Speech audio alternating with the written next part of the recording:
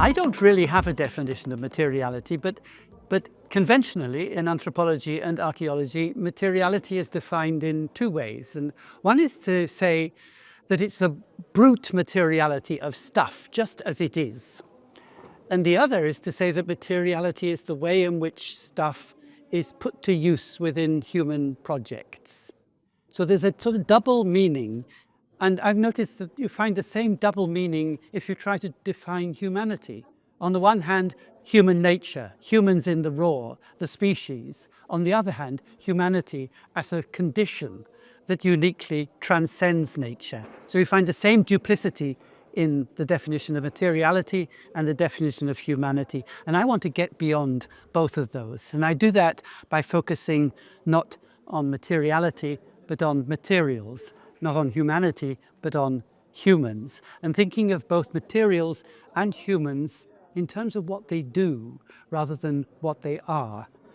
So if you were to ask me how I define materials, I think I would say it's not really for me to answer that question, it's for the materials themselves. Materials define themselves by doing what they do. And for us, every material is a riddle. So I'll ask you a riddle. What shines yellow and bright in the water?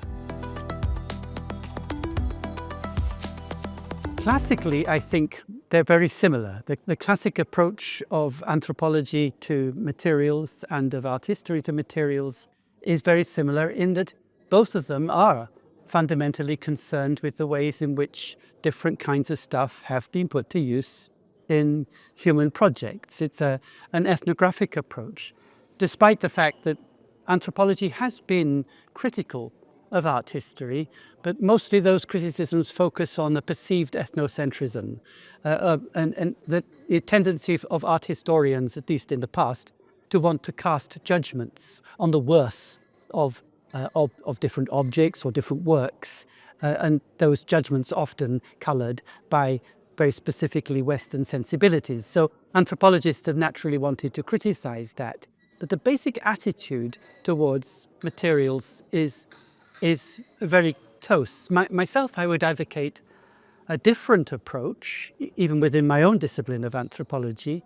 I've called that correspondence, an approach of not of analysing materials and the way they're used, but of corresponding with them, of bringing materials into one's own practice in such a way that you can engage with them and learn from them and discover what those materials have to tell us. Of course, that's what happens in any craft. The craftsperson corresponds with materials, learns from them, and I think an anthropological approach should do the same, that we should study with and learn from materials.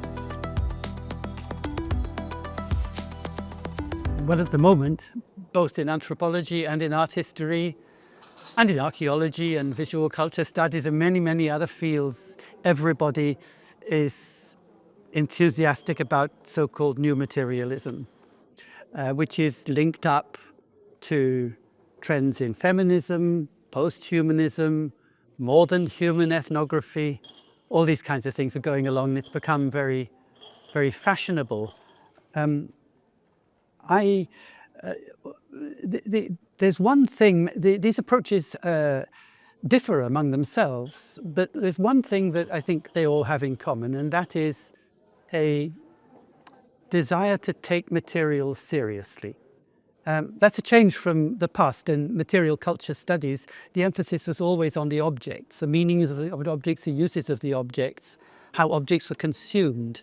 But a focus on materials switches the emphasis from consumption to production. How are they made? What happens to materials they made? What contribution do materials make to their own making? These are questions that are central to new materialism.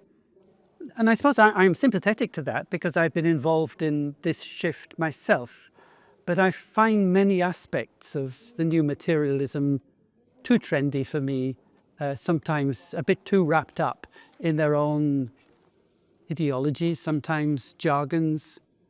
So I tend to get my inspiration from earlier work, particularly in the tradition of vitalism, starting from Bergson, who has always been my philosophical hero, through Simondon, Deleuze.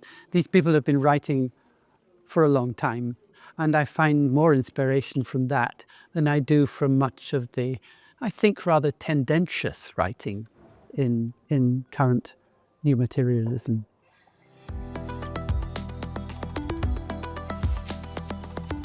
I find that this word dematerialization doesn't really work for me.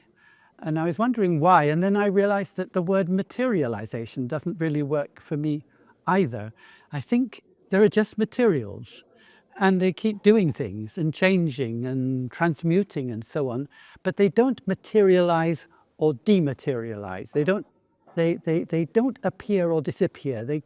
They carry on. And I'll just give you one example of what I did with my own students many years ago in a lecture. I had the students sitting around in a square, and in the middle of the room I placed a stone on a table, but I'd first put the stone under a water tap, so it was completely wet. And it looked lovely. It shone and it looked as if it was very stony. Then I proceeded with my lecture, and then after an hour I told them to have a look at it again, and it looked completely different, because of course all the water had evaporated and the surface looked rather dull. So, and people said it doesn't look so stony anymore. So had the stone dematerialized, or had the water on the stone dematerialized? No, it had just evaporated. The water had become